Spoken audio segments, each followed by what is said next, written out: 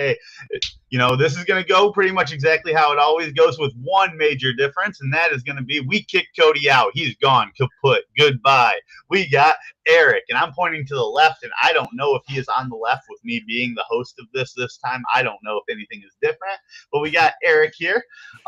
Eric, I see we got Eric I can never say your last name. Gilliland? That's fine. You got G. You're doing great. Yeah, I wasn't sure if we were going to be calling you Eric Veta, Eric G, what we were going with there on the thing here. So I know Cody, every time he references you here in the lives, he always makes sure to call you Eric Veta by your handle. Sure.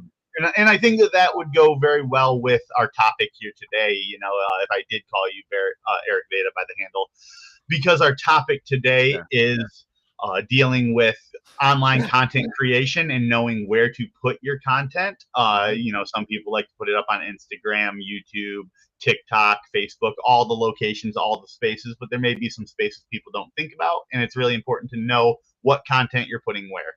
Yeah. So I'm going to go ahead. Eric, is there anything that you want to say? Anything you want to hurry up and promote before we get going here? I'll drop a plug. If you plug some things, I got you on here. It's the least we can do. Why not? If you are so inclined, and if you're someone who likes really kind of unique, strange electronic music, stuff you'd never actually hear at a festival, because festivals just aren't cool enough to play this kind of stuff. But I have a new song came out. It's called Powder and Plunder. It's like a pirate dubstep song. Super cool. You should check it out.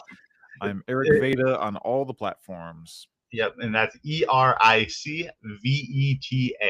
I see you added the Veta there to the. Is it Vita or Veta? Well, I pronounce it Veta. It's like my last name. The same thing happened. Pronounce it however you're going to pronounce it. So go check him out. He does a lot of music, a lot of like niche genre music, kind of like dubsteppy, but into like a lot of the different fantasy roles. This one is kind of your pirate dubstep. I know we've kind of touched on a lot of things. I've heard one of my favorite things you do. It's not the most popular one that you've had. You had like a D&D style rap. That was, about like, rolling nat 20s, I believe it was called. That was always one of my more favorite ones you did. If you have like a nerdy kind of side to you, and like you really like seeing music kind of blend into your hobbies, go check out Eric. He's great. Everything he does is really gold. Thank you. Of course. We went ahead. I'm a bit more of the host this time. Normally Cody's the host, so you might catch me a lot just staring off at my screen here, because I'm trying to make sure we're hitting all the points and we're talking on all the things here. Yeah.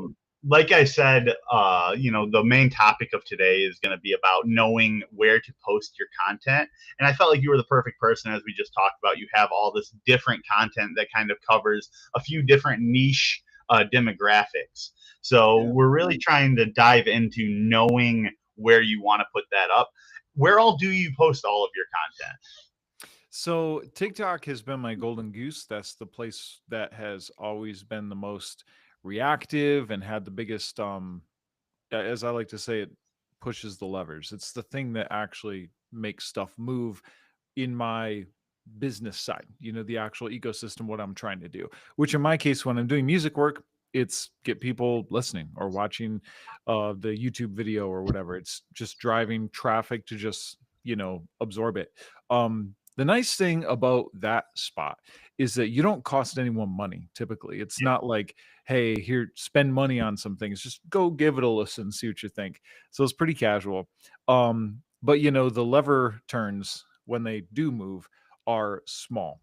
So if I get a couple listeners, it's going to be a drop in the bucket compared to if I sold a $20 ebook. But TikTok is kind of been my number one. It works really well specifically for what I'm doing. I'm doing goofy videos with cool music, and TikTok is almost designed for that. I mean, I think you can argue initially it was like dances and music and stuff. And so it's really on brand for that. Instagram, I posted on quite a bit. It is the first one I would ditch. It just, for me, it doesn't really move the levers. YouTube Shorts has been great. And then Facebook, I normally kind of, that's sort of friends and family are who's going to see that. So it's really Yeah. good. Just it's cool because you kind of see how each of them has a different role in the whole thing.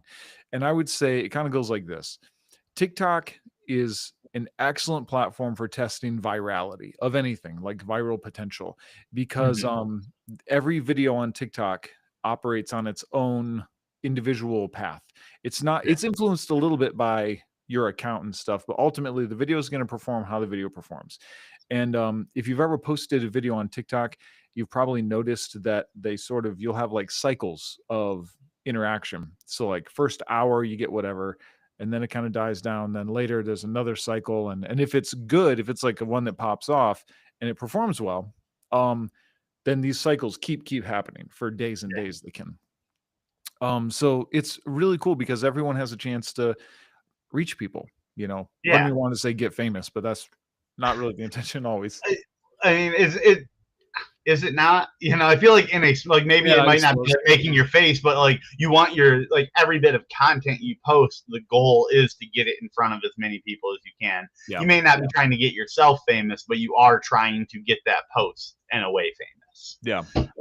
I really enjoy you kind of breaking down like almost like you use these more like tools towards the ultimate goal, which would be getting plays on your Spotify, on Apple Music, wherever you have it.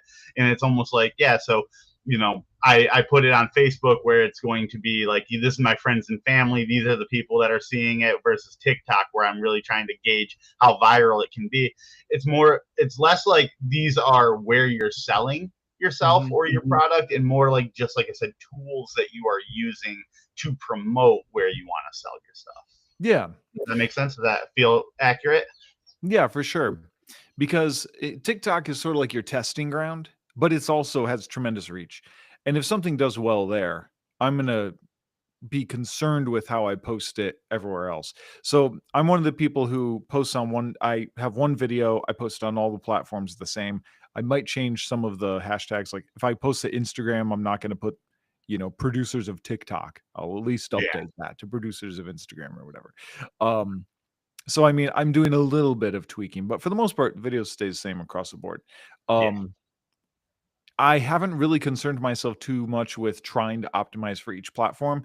Instagram never was great for me. I think it's because I just don't try to succeed on Instagram. It's not Yeah. where I've really felt the need to. Um, I have a funny on YouTube Shorts. One time I said, let me try to make this more appropriate for YouTube Shorts. And I took a video and I sped it up by like 20%. So it's just a little Mm-hmm. bit fast talky and it killed.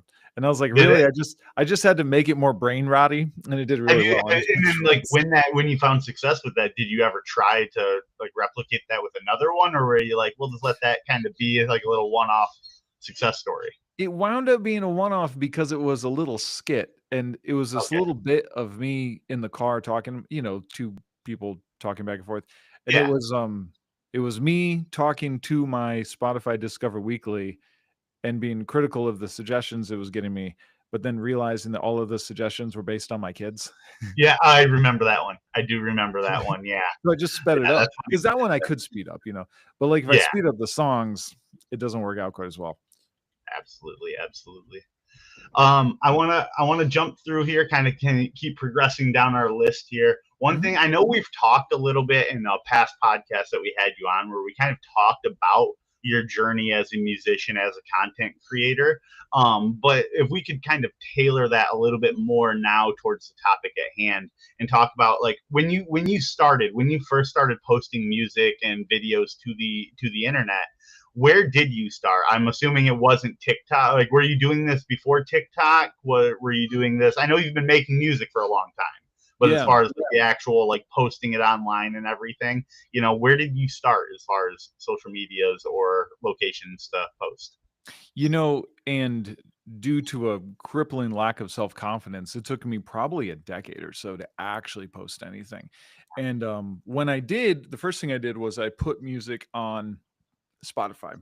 Um, I went through a couple different brands and sort of like identities. And then I finally was like, I'm just going to use my name, Eric Gilliland. So there's couple songs posted by Eric Gilland on Spotify you can find also, which I just needed to get through the process of doing it. It was Yeah. almost like, let me just try this and see what happens.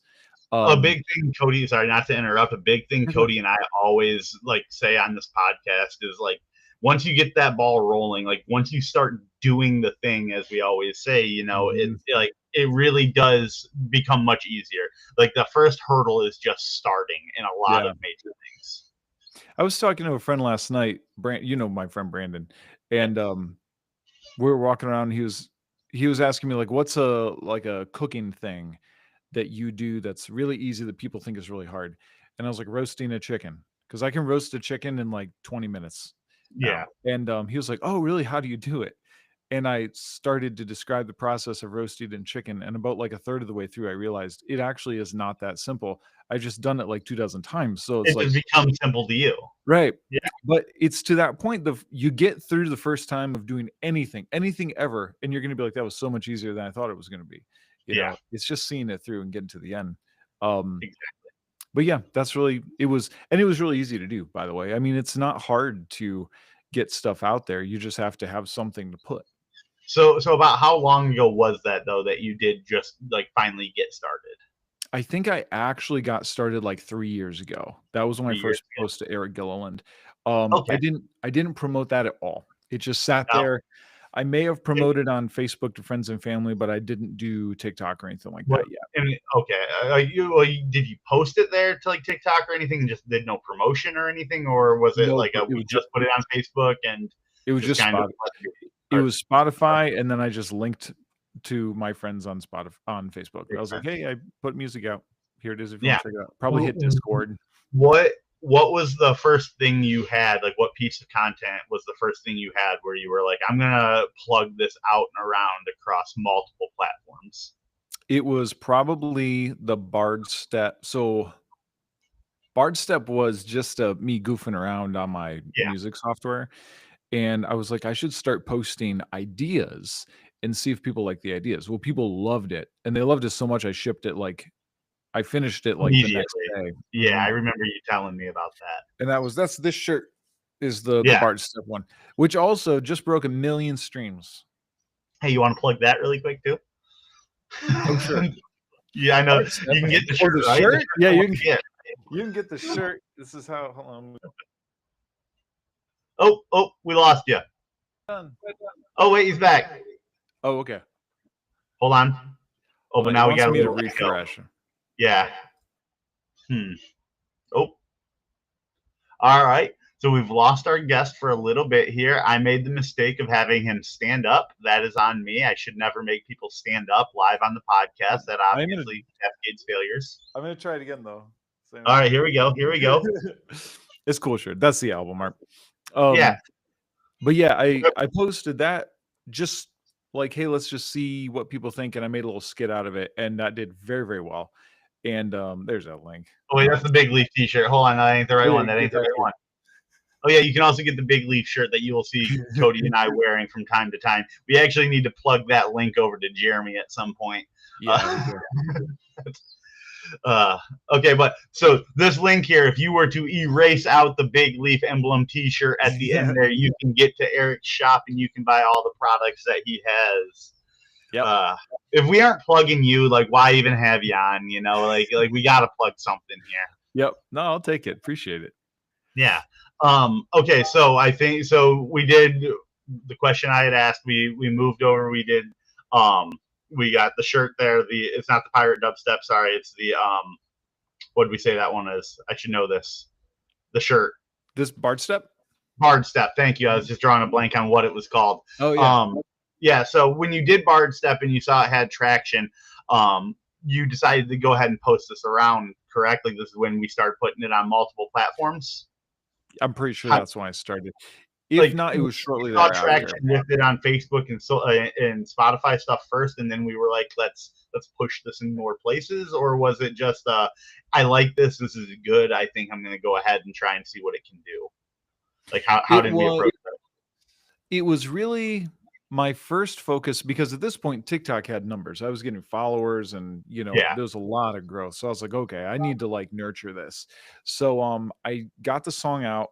I did a series of maybe 3 more videos kind of following up just to promote, and I pretty much milked as much creative potential as I could out of it. I was like, I'm did maybe 4 videos total using that sound, and I was kinda like, "I think that's all I got."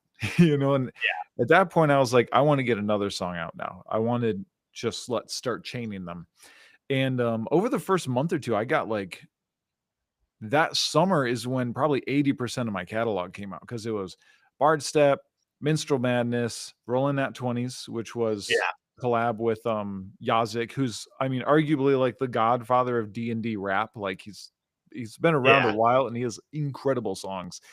Um and then I did the Gnomes and Knights album, which I think Wizard Gnomes came first. It was that whole summer I was very, very active producing and creating I music. remember that. I remember that summer seeing music coming from you pretty often. I like Yeah. a lot of posts on socials and like that. That's like kind of where my brain was at when this was like the topic that I kind of was thinking on Mhm. rolling. Was like I remember both you and Jay. It felt like I was seeing just music coming out like every like 2 weeks or so. If it wasn't you, Yeah. it was him. It was cool because like I got to share all my friends' stuff all the time, and now I feel like Yeah. I'm seeing so much less of it. And I'm not sitting here. I'm not getting you on the pod to tell you need to get back to work. But I man, do though. I'd love to see a bunch of new content to share to all my friends and family. Yeah. Appreciate that. Yeah, yeah, of course. But it was, Um, it was about that when I kinda got through the process of doing that, I think that's when I was like, "Okay, do I have the bandwidth to do other social networks also?" And then I yeah, kind of created if I didn't have the accounts, I created them, and that was about when I was like, "Okay, let's, like, see if we can reproduce this on other networks." And, it didn't pop the way the TikTok one did, which was no skin off my nose. It already was working on TikTok. And yeah, then I just kind of started to regurgitate anything on TikTok, I would post everywhere else. And then we would just kind of see what happened. Instagram never had a big moment. I don't know. A lot of people have told me that Meta products, they want you to pour money into ads. That might be true. It yeah. might not. I don't know. I'm I not. can see that being true. It very likely is. I think the problem is the meta world is so oversaturated That's with exactly just what I was about to say. so much stuff and people and everything. TikTok is, for as big as it is a lot smaller. And Well, like you look at Meta has like it's so much more than just like, hey, here's our shorts and reels. Like then like here's our whole profiles that the yeah, profiles then have 100 other things that they have going on. Oh, and then here's Farmville. Where it's like, yeah, where like TikTok's like, at least as far as I understand, because I've never had a TikTok, is mhm, like go to my profile, see the videos I've made, and that's it. It's like see yeah, the videos I've made, see the videos I like. yeah, pretty much. Kind of like Yeah, Instagram kind of has that too. The classic link in bio problem where like you get one link, so people use Linktree and things like that, so they can yeah, multi-link and it's a lot of social network kerfuffling. Um, yeah. but yeah, I mean, ultimately, my number one priority when I sit down and make a video, it is for TikTok. The only time, and okay, I guess there's two. The only other thing that I'll be really intentional with is making. I just started actually focusing on this. Is actually making like a YouTube music video. So it's pretty much just the album art with some effects and the song. Yeah. So for the people who I, want that. I was just about to ask. So a lot of like the video content, the song content that you put out always has like like a fun like it's like me kind of or not me being you in this Mhm. situation, like recording yourself like in like pirate garb. Like you always have like a little intro that goes into it. Are you thinking about that as you're making the music, or are you like I'm gonna make the music? I want the music to be a solid product on its own, and then we'll worry about like how this fits into like whatever video content I'm going to make? Or is it like no, this is like I know kind of how I'm going to promote this as I'm making it? That's an awesome question. And it goes like this. I kind of have like two lanes of music. I have one which is I'm just making a song because I want to make a song. that's going to be like zero in the fast lane, you problem, things that don't fall into the That standard. niche category of like D&D Yeah. or like bards or pirates, things like that, where it's like, no, this is just me making kind of like a pop song. Yeah, pretty much.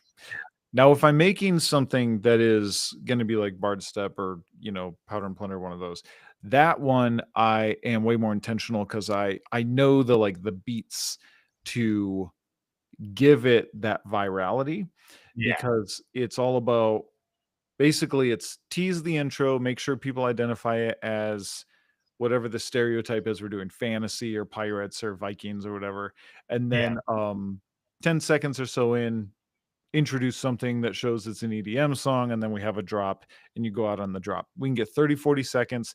So I'm thinking, as I'm creating the song, I'm thinking, how's this going to translate to short form?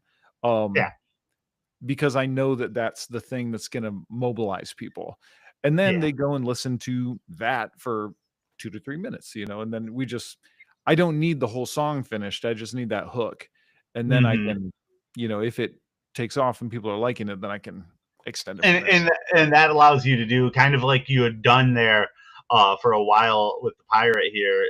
Like you have been promoting it for a little bit. Like it's coming soon. Like here's a video with like a small taste of it, and it's Mhm. like it's gonna be out soon. And you can almost build a little bit of hype so that the moment it comes out, then all of a sudden it can start gaining that traction without having all of that extra like promotion behind it once it's out. Does that make sense? Yeah. Like you give it the promotion beforehand so that people are waiting for it once it comes out, and I think that's really cool and smart of you to be able to do when you're making the song. Thanks. I have a little bit of a hack on that. And there's a lot of people who will tell you, and this is a little bit niche into like music content, but Yeah, they'll tell you, niche is what we're looking for here. yeah, perfect, perfect. They'll say, if you want to promote a song, like a new song, tease it, and then so the way it works for us as people who are publishing music is, when you publish through whatever your publisher is, they want to give you like a multi-week window. And the longer that window is, the more time all these platforms have to possibly place your song in playlists and curated playlists and stuff like that. So you do want to try and give them that length. And for Spotify, if you're familiar with the Spotify playlists like Discover Weekly and Release Radar and Mm-hmm. stuff, Release Radar, if you have at least 1 week of runway, it's guaranteed to hit the release radar of all of your followers. They will get a Okay. notification of your new music. If you post it like Thursday, it's not going to hit the next day. Yeah. So you have to kind of give it a runway. So what I've done is tease the song, take however long I need to finally finish it. Powder and Plunder took like 2 months. We had a really busy summer. I Yeah. just didn't have time to do it. I got it done. I got it out. I got it completely published to Spotify and everywhere else. And then I dropped the video with the link right there. And I was like, if you like this specific song, here it is. You can go listen right now. And that video did pretty good because I followed my formula, which I got one or two like kind of content formulas I normally try to stick to. And Yeah. then I have two EDM promoter type people who are also on TikTok who Bard Step did really well for them. So they Yeah. messaged me and were like, "Hey, you made a song that made Tell me us the do next well." time you get something out. Yeah. Yep. And I did. And That's both of them promoted it, and I had a really big spike. So out the gate, Powder and Plunder in the first couple weeks was good, big numbers. And we were hitting like Discover Weekly and algorithmic things within that time. So like 2 weeks, I was Yeah. already on radio plays That's and awesome. stuff. And that's like the sweet spot if you can get into that. But the secret to that, but this isn't a secret. The logical thing that makes total sense that no one does is you have to just have a consistent sound. So Yeah. I've kind of had to sign a contract with the gods to give Eric Veta to the style of Bard Step. Eric Veta does Bard Step from here on Yeah. forward. Yeah. Because it's just this is what people expect. So I mean, you can always do the like, the cornstone sour approach where you have Eric Veta and then you can have Eric G or like some other yeah, brand behind it where it's like this is my zero in the fast lane and then this is my Bard Step. unfortunately, it sounds like Eric Veta has to be the Bard Step one now. You don't really get a choice of which one's going to be which because Yeah. one's already taken off with that. But But you know, you can't let yourself be pigeonholed to like kill your creativity. You know, if you right. want to make a song like Zero in the Fast Lane, you know, you can go make the song like Zero in the Fast Lane. Don't let your audience decide your creativity, because your creativity is what got you here in the first place. Yeah, I appreciate that. And Yeah. it's I think when you're in a situation like that, just kind of I think it's important to try and be intentional, because at this point I have a machine that's like making money, like Yeah. Eric Veda is able to actually generate revenue for me, which is really cool. And I'm lucky to be there. I know like that's the dream for a lot of people, right? It's like the big thing. Um and I'm grateful for that. So it's like I kind of want to honor that and honor the people who are there in that space. But like you said, you don't want to just, neuter your entire creativity over it. Yeah. Yeah, So exactly. Like, oh, sorry, I don't want to interrupt. You're well, you're in a thought. I was gonna say that's probably what like the Eric Gilliland channel will be for. And then I'll still promote it to like followers and stuff of Eric Veda. But Yeah, the important thing for me is not disrupting like the Spotify exactly, algorithm. So exactly. Yeah, it is kind of soul numbing when you're like, oh, I got to please the algorithm. But also, if you take a step back and realize that, like, I'll give you an example. My phone will note there was a period of time, I don't think it does it now. I think they backed off on this feature, but there was a time when Google would like know when you were nearby a restaurant you liked, and they'd be like, hey, yeah, you want 10% off at Chick-fil-A? You're buy one. I used to love that because I'd be like, oh, cool. I'm hungry.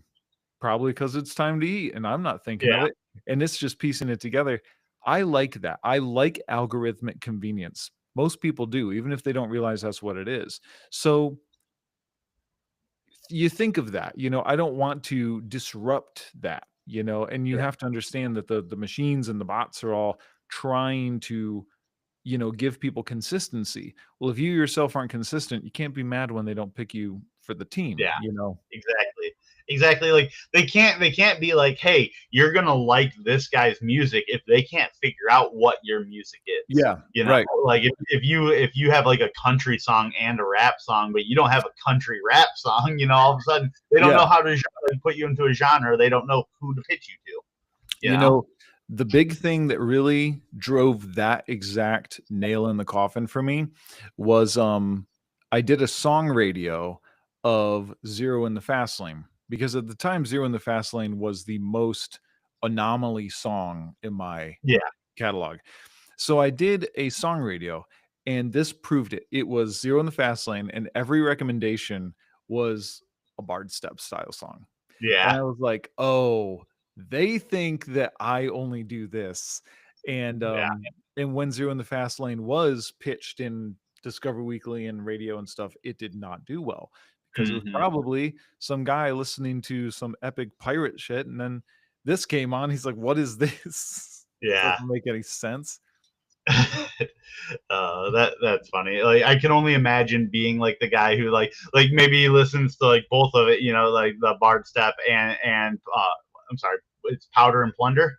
That's Powder the and name of it. Plunder, yeah.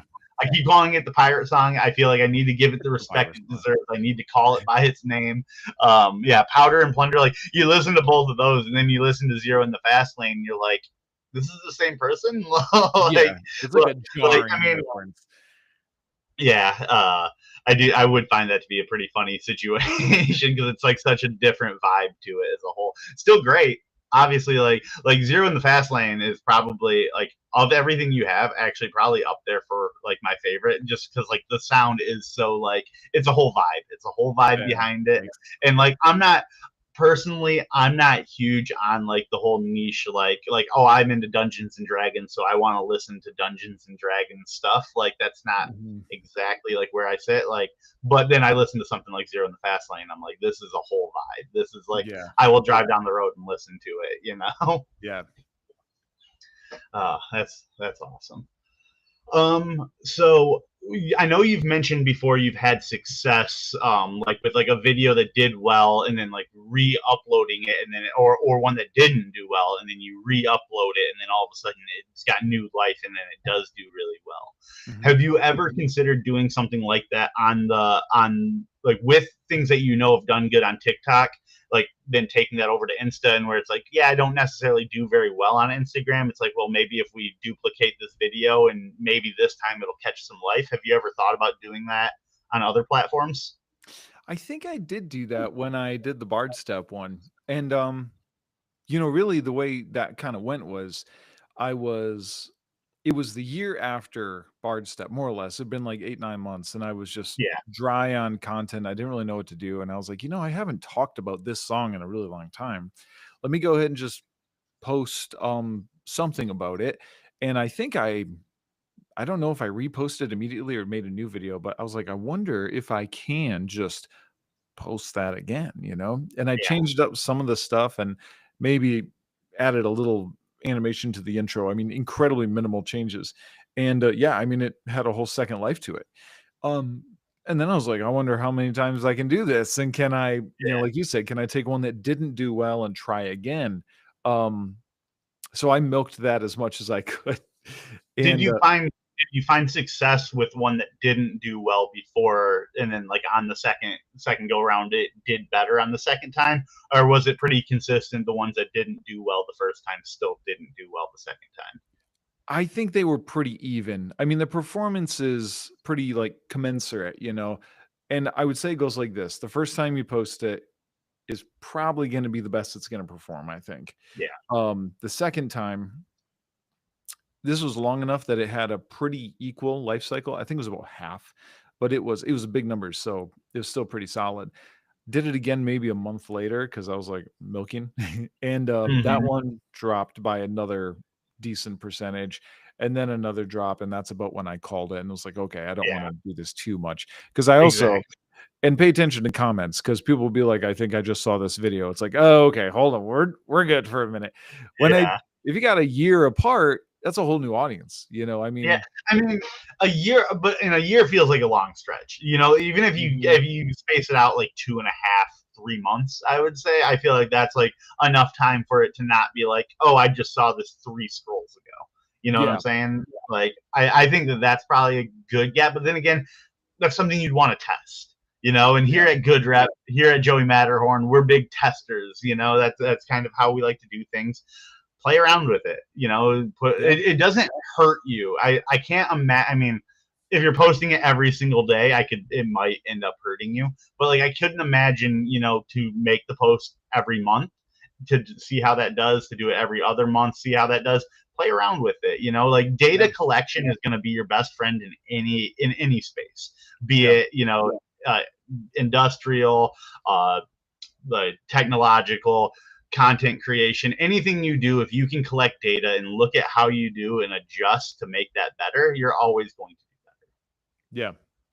Yeah, So 100%. And there's short form video has such a short lifespan, and its short form is the length, but it also has a short lifespan. I mean, I'll have some videos that maybe get 5 to 10 likes a day, months later, but those mhm. those likes are coming from search and, normally not for you page promotional stuff. Um but yeah, I mean, you got maybe a day to a week, and then it's probably going to be, yesterday, last week's newspaper kind of deal. I mean, it Exactly. cycles so fast. And so I would definitely say, and this one I would shout from the rooftops, never don't not post because it's not polished enough. Just do it. There's so many things that do great that are unpolished. Like, Yeah. don't, in fact, I would argue in many cases, polish kills it. People Yeah. want raw, just especially TikTok and stuff. Like the modern Mhm. world of social media is all about like raw buzzword authentic, but they want it to feel really real and raw and just Absolutely. you. Yeah. Yeah, no, I think that is some of my more favorite content, where it just seems like it's just someone with a cell phone recording something. Especially if it is something that is pitching anything. I almost feel like that is more authentic, where it's like, oh, they're not putting all the money into like just making this look flashy. They're letting the product sell itself, and they're just kind of doing what they have to promote it. I Mhm. appreciate that, because that feels like that is the real, like white knuckled in there, just like getting the job done type people. And I don't know, I can appreciate a good content creator who keeps it raw. Yeah. You're focusing on the content and not the means of promotion. I mean, when Yeah, you see, and I'm a little conditioned to this just because we're in this line of work, but when I see a real flashy video, I'm like, what are they compensating for? Why are they making it so flashy? What is this garbage that exactly they're that. selling? Yeah. I think about, and like this is almost kind of like a bit that I think that they're doing this just to target the people who think like this. Mhm.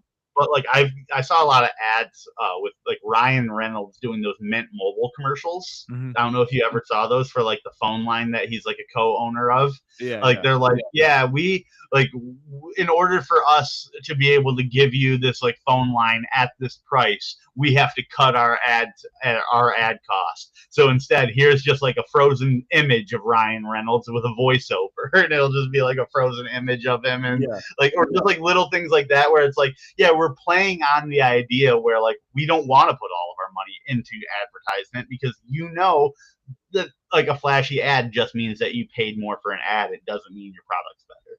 Yeah.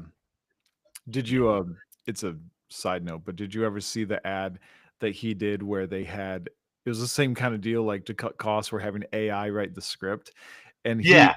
it's like give me a plug for a cell phone company in the style Mm-hmm. of Ryan Reynolds, and Yeah. he reads it and he's like, that's uncanny how it nailed his tone. It even had like 2 or 3 sex jokes. It was like so on brand for him. Yeah. Yeah, and like that's exactly it. I'm sure that's the Mint Mobile ad. I'm sure that's just like them doing that campaign of like that approach. And I'm lucky enough that like I don't really pay for my cell phone personally, so it isn't like too big of a deal for me. But like if I was someone who did, and I was in that situation looking at that, I'd be like, yeah, no, I love that. I love that ad. That would sell me on Yeah. People really associate we're at a time where there's enough transparency where people see a flashy ad. Like, great, this is my favorite possibly example. King Games, makers it. of Okay. Candy Crush, had an ad in one of the Super Bowls. And in the ad, they had Kate Upton and Mariah Carey. And I was like, this ad cost $200 million to make. So much money. Too much money. It made me like, I was like, I'm never gonna support. I cannot play this game. I cannot. And did you watch that and go, yeah, I bet Mariah Carey and Kate Upton really love that game? Did you really believe that they have ever played it for even a second? Like it was that, and it was just like, it just made me think of the state of things. Like, because Candy Crush was no different than any other match 3. We've had Bejeweled since 1996, but it's just because it's the way they configure that game. That advertisement money came from you, Yeah. whoever's buying those skips, you just flew Mariah Carey out. Those little recharges. Yeah. Whoever just bought their way up to tier 1,000 in a 25,000 tier game. There's a lady on fixed income in Minnesota just firing her Social Security money off to King Games. Yeah, like what do they call them? And like when you're someone who buys all the microtransactions to make yourself super powerful, and get whaling. It's crazy to think like the Candy Crush whales are like 50-year-old women, like at home with their cat, just dumping hundreds of dollars to skip Candy Crush. Like you picture whales, you picture like the fat World of Warcraft guy like sitting there doing that, and it's like no, it's a middle-aged woman with her cats. Maddie's not middle-aged. They cannot go on record that no one would ever think that or say that. But she one time confessed to me, and she was like, I've spent some money on this game. It was like an in-home design game where you like design it, Yeah. And she'd spent like $70 over the course of the year, and I was like, you can't see how much I've spent on Brawl Stars and games where you can unlock characters and stuff.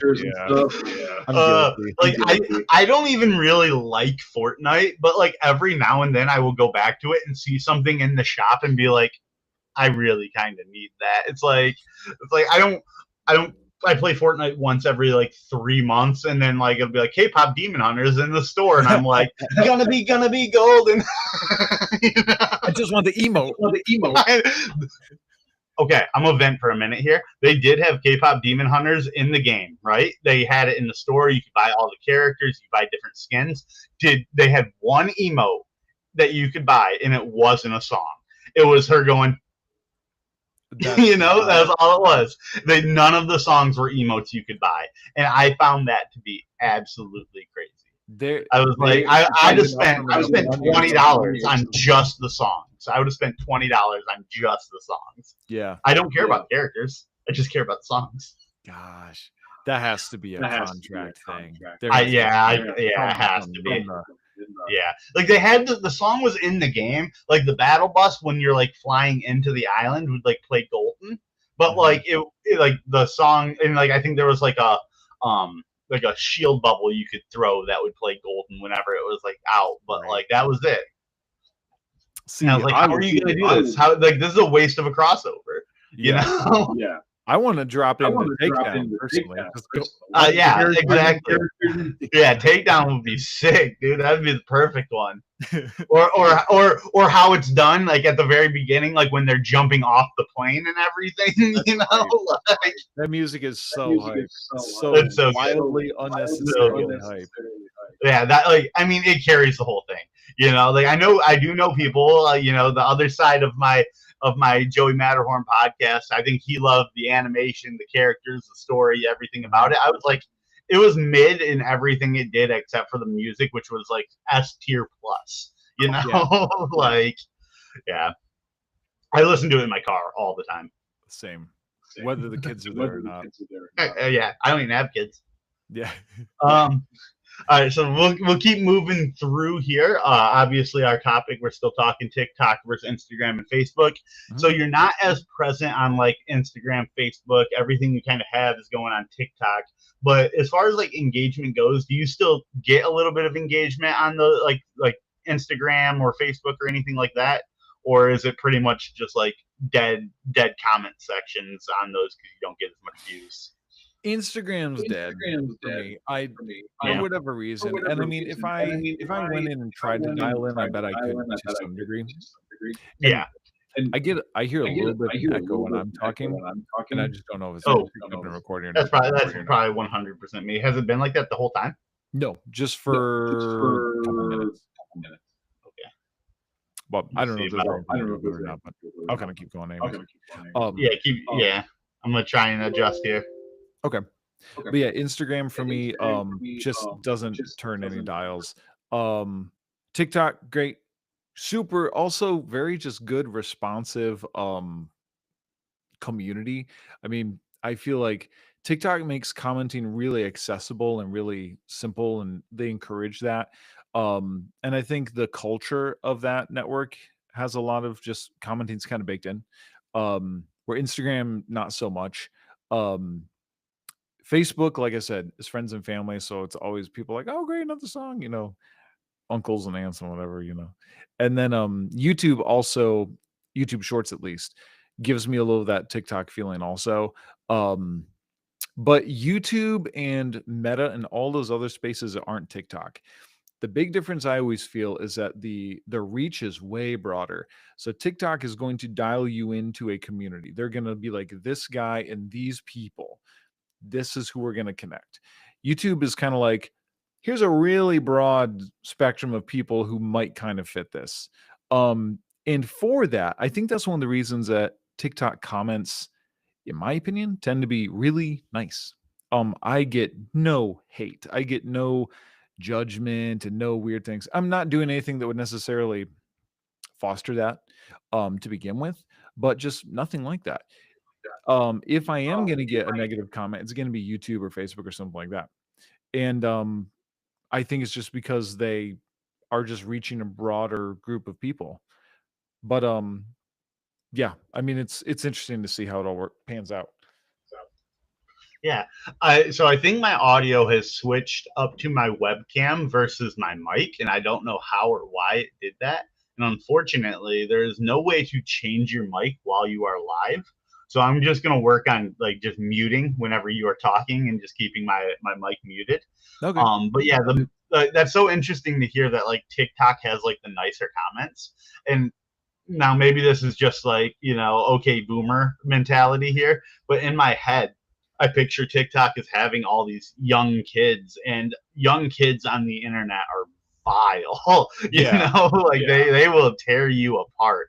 And I would have thought that would have been like most of TikTok comment sections, like whereas like YouTube, I feel like YouTube is where like they're all like kind of like nice, like because I watch a Twitch streamer. I don't watch very much Twitch stream, and I don't watch him on Twitch. I watch him on YouTube.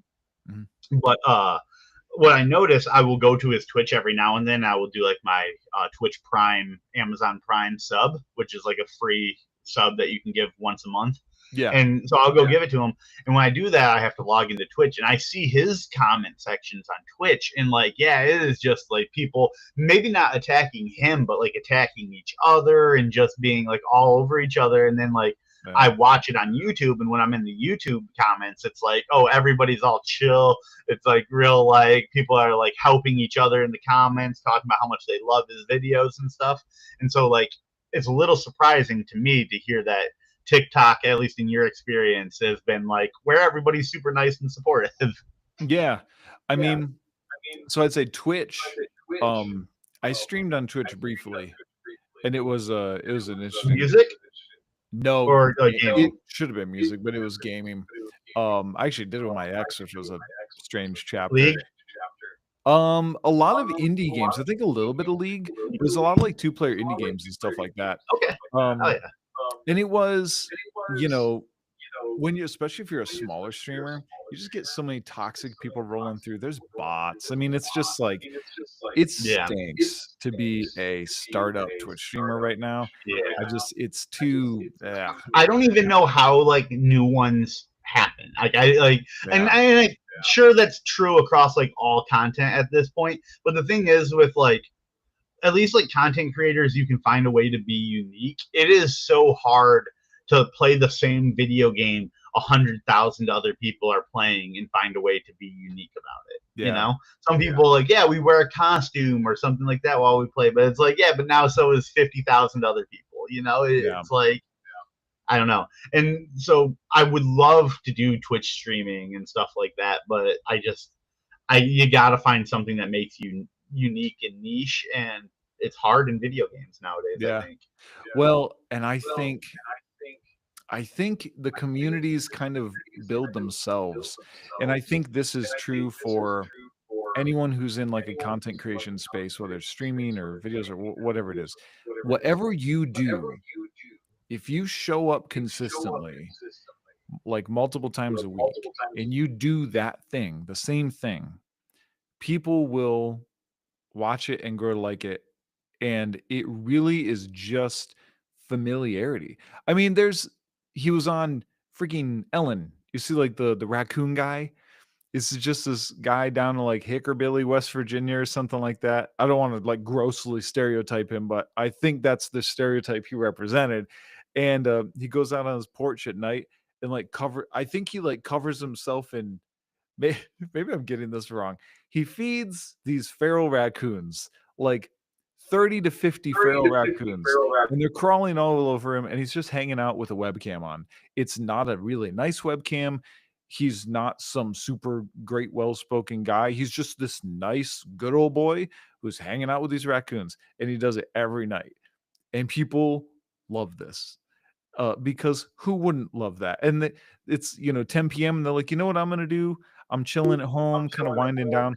Let's watch Raccoon Guy for a little while. Let's just watch this guy hang out with raccoons. Listen, I grew up in the country. Like I get that like people view raccoons as like very rodent, trash animals. They dig through your trash and all that. Man, they are some of the cutest little animals. Like have you ever seen like the video of like a shampooed raccoon? Like someone like bathes and like shampoos it, and like its fur isn't all matted and gross. Yeah, they're all cute. Oh yeah, it's so adorable. We had like a tree that like we had some raccoons living in our front yard, and like it was like a whole little baby of them, or a whole like family of babies that we just see like running up and down the trees, and it was like they're so cute, and it's like it sucks because they're gonna get older and they're just gonna come tear apart our porch and everything, but like they're adorable. Yeah, they're at least same with skunks. Have you ever seen a shampooed skunk? No, I don't think they're so cute. They're so cute. They're okay. And one last thing: shampooing furry animals is the most adorable thing. Look up a shampooed cow. Yeah, I've seen the shampooed. You've seen that one? Awesome. That one is so adorable. I can't believe we got to 50 minutes before we talked about something so random as like shampooing animals. Oh, suck it, Cody, if you're watching.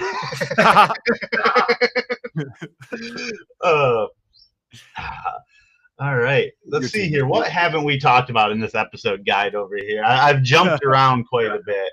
I try not to stare at it, so I just look over and I see one tagline, and I'm like, all right, let's force this into a conversation.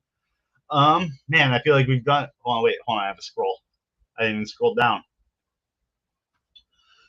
All right, so we got 10 minutes here.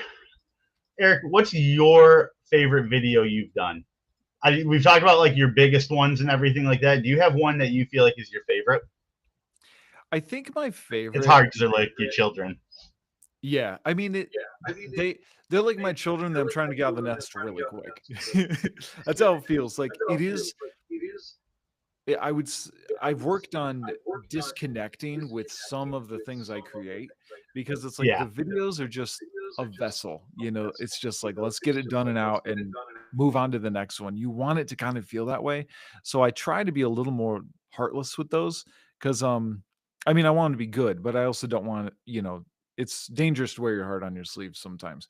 But I think my favorite one might be the one that we were talking about earlier, where I'm talking about the kids' music and stuff. And the reason is, I didn't actually know this, but they go to their friends and they pull Eric Veta up on YouTube and Spotify and stuff, and they watch my shorts with them. So all these kids in their schools know who Eric Veta is, and they'll like they like subscribe to me and stuff. Yeah. So there was two things that happened. The first off is it was really cool because they were like, this video is about us, and I think I don't name them, but I'm like, that's my daughter, that's my son, and this is what they like, and kind of why it was really. I think they felt really kind of seen for that, which was just a cool moment. That's awesome. But it also made me. I had a couple of videos that were like a little inappropriate, so I hit those because I was like, if there's kids out here watching my stuff, I want to be a little more conscious of that. So I kind of stepped up my game on just being a little more PG. But it's really cool when you talk to people and they're like, I love this video, and there's people, those numbers are real people watching your stuff. Yeah. That blows my mind. It blows my mind. Something I was gonna say earlier, when we talked about someone coming to you and being like, hey, when is the next one coming? Like, we did great with this first video, this first song that you posted. We need another one. Like, I could only imagine how cool that feeling is, where it's like, these are people not only being like, this is good. This is people coming to you being like, hey, we need more of this. It's got to be just that like confirmation of like, I'm doing this and I'm doing this well. I think when that's because it did start to happen, and people were like, when's the next one? And it's kind of like, if you look, I bet you within the first week of K-pop Demon Hunters, the top search was K-pop Demon Hunters 2 when. Everyone wants, and is probably K-pop Demon Hunters trilogy when. I mean, like, people want to look forward to that. And there was a lot of people who told me like, we cannot find this. No one is doing this. And where I'm sitting, I look at it and I'm like, I find other guys making, fantasy EDM, but this is my fantasy EDM, and people like you have like, someone can do fantasy EDM, but that doesn't mean they're going to have Eric Veda's sound to it. Right. Like you have like, and that's the beautiful thing about music is like, you can have something be similar yet different. I remember I used to watch A Different Spin with Mark Hoppus. One of the lead singers of Blink-182 had like this old like it was like an MTV show he used to do where he would just like interview musicians and stuff, and like someone had said to him like how there's only so many notes, like how can you eventually music is going to start sounding the same, and he's like, that's like saying there's only so many colors, eventually paintings are going to look the same. It's like, yeah, like sometimes you might get an inspiration and they do look the same, but like there will always be an infinite way to build this out and make it different and make it unique and make it your own. Yeah. My Spotify Discover Weekly this morning had a cover of "Without Me" by Eminem, and it's like a soul cover, like a 1950s soul cover. Kind of to your point though, exact same lyrics, exact same kind of flow, but completely reinvented. And I just love that we're in a time where we're doing this. I love that we're in a time where radio stations don't dictate what you listen to, because you had 2 to 3 dozen radio stations that you could cycle through, and half of them were playing either country or rap, depending on where you live, and then the rest were pop or golden oldies or top 40 through the ages. And that sucks. That's like you're gonna hear the same songs your whole life. Yeah. And now with Spotify, you can find old styles of music are able to come back. Like there's this guy who Maddie and I follow named Pokey Lafarge, and if you like kind of old school rockabilly, sort of like somewhere between Elvis Presley and Brian Setzer, and it's this is really awesome, wholesome, good music. And we got to see him live at Park Theater in Holland, and just like this incredible performer, like from a whole different era. Like you don't see performances like this at Taylor Swift concerts and stuff. This guy was like an old school, old timey band leader, and the whole band is singing harmonies and stuff. And it was like so amazing. And like there was like this tradition to it, but it's also like very progressive, just cool music. Yeah. You never hear that, and because of like social media and stuff, they get a chance to connect with people who might like that. I feel like this whole like Spotify, Apple Music, people being able to listen to music that's not on the radio has set me back so far, because I do not know most music that everyone else in the world knows. Like every time I listen, like all the music I listen to is like they're like big bands. A lot of people know them, but like never the people I know them.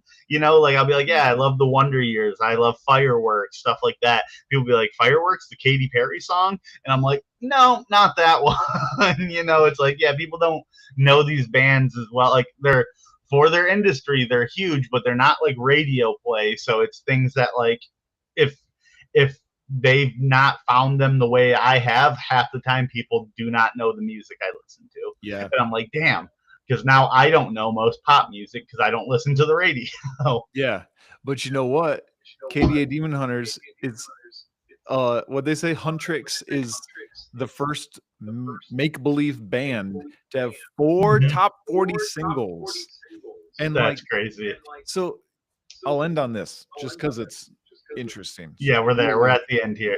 So Taylor Swift dropped her album, whatever that last album was, and like the album was the top of the Billboard.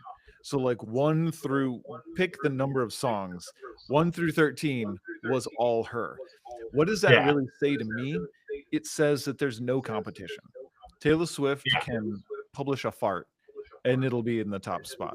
And there's probably a lot of guys who'd pay really just between us, she kind of did. I like Taylor Swift. Listen, Swifty's going to be in the comments here. I like Taylor Swift. I don't care too much for this new album. Like, I'm not a big Taylor Swift person to begin with. I only like the only songs I'm ever going to like. Red Bangs. There's some good songs out there, but she has so much. Her catalog's huge, and like she's been going since I was in middle school, dude. Like, like you think of Taylor Swift as this like young country singer, and it's like she's like in her mid-30s. She's all right. Like, yeah. And it's crazy to think. Yeah, look at us. Yeah, that's funny. But Eric, yeah, we are at the end here. I'm glad we got to take one shot at Taylor Swift before we were done. That's Yeah. going to be our viral moment. Go ahead and clip that, Sam. And yeah, to everybody, we haven't talked too much on small businesses today on the Joey Matterhorn. I mean, we're on Joey Matterhorn. We're not on Good Rep anyway, so it's not really. It's more about content creation. So I guess we didn't have to. But if you are a small business tuning in, like some of you happen to be, feel free to follow the link that I'm going to post here at the bottom any minute now. Go ahead and head on over to our website at Good Rep Media. If you go to Good Rep Media /chat, you'll be able to schedule an appointment and talk with Cody.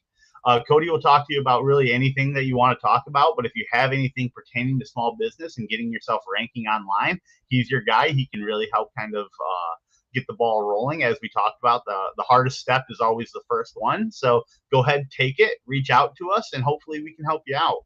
Eric, I want to go ahead and say thank you for being on today. I know you're going to be on again tomorrow, so we appreciate that. Fantastic. We made it. I'd say we only had 2, maybe 3 minutes of like filler bullshit talking there. Yeah. So I appreciate you. I think this was a really good live. And anything you want to close on? Talk to these guys because they're very good and they know what they're doing and they will take good care of you. I appreciate you saying that. All right, we're going to go ahead and get out of here. This has been Lunch with the Good Rep Boys plus Eric minus boys.